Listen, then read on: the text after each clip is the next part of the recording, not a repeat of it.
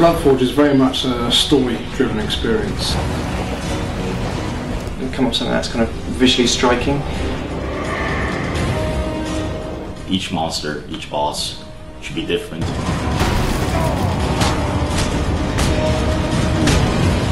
It all looks very good, but the sound really gives like the weight to the impact. The universe itself is inspired by a lot of Celtic mythology.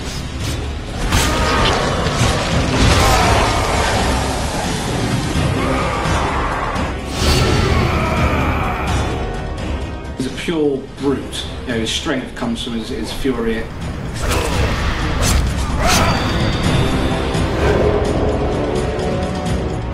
Like all ex-soldiers, there's something about him that says he's been in the war.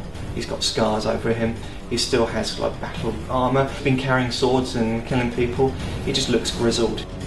He's very blunt, a simple man. He's battle-hardened, seen many battles, very scarred. You know, he carries it on his shoulder like a badge of honor. You know, he's experienced everything. He's just trying to settle down with his family.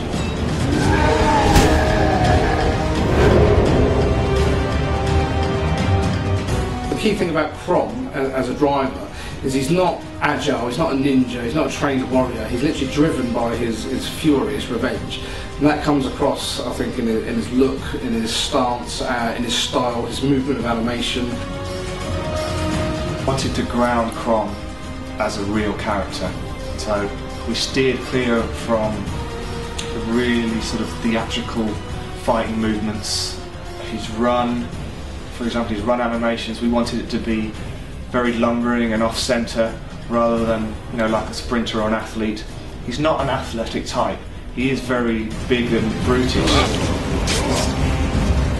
It's very important that he moves off centre, he stumbles. You know, all of his energy comes from his pure rage. So you don't get the sort of Ninja Gaiden stuff or God of War controlled moves. He very much is a frantic guy driven by his rage.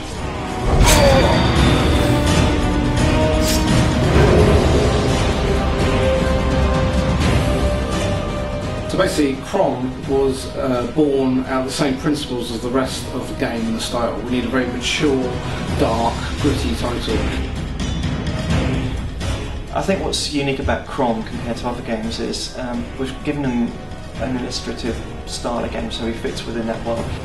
BloodForge has got a very distinct art style. If you see it, it's kind of got a bit of that 300, the graphic novel feel to it. In fact, the graphic novel is something that we were really striving for with the look of the art. For us, a strong silhouette is very key to BloodForge, specifically the player character. So what we've tried to do, we've tried to look at an art style that embraces how that looks.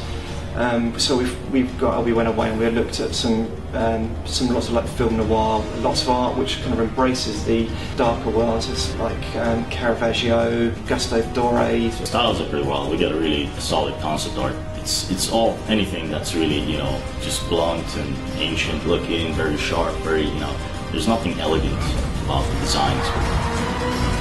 And a lot of the characters that you meet, the gods in the game, are all real Celtic gods, and we've also tried to make the environments in the world based around that idea of what it may have been like living in these periods.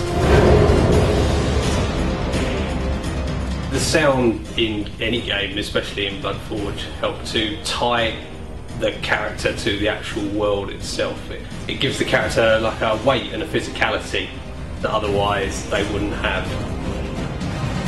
So the audio effects obviously drive a lot of the brutality, so we go out of our way to bring the combat close to camera.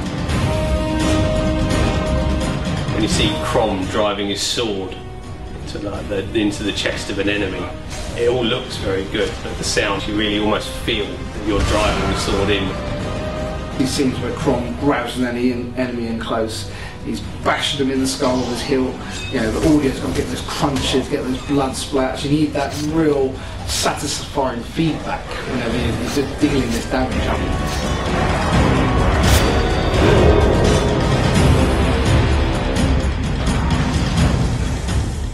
So, as you would expect, a big part of our game is blood. We like chopping people up, You can cut people's heads off, you can cut their limbs off, you can slice them in half, and lots of blood and gore in this game. The key thing about blood is you are collecting it all the time. It is the currency of the game. You have your own rage, there's your own fury. We have the concept of berserk mode, which then elevates itself into a rage kill. And these are escalations in Crom's own brutality and his own moveset. All of this is fueled by blood. So it's an escalation of blood. Blood's all over the place. We love it.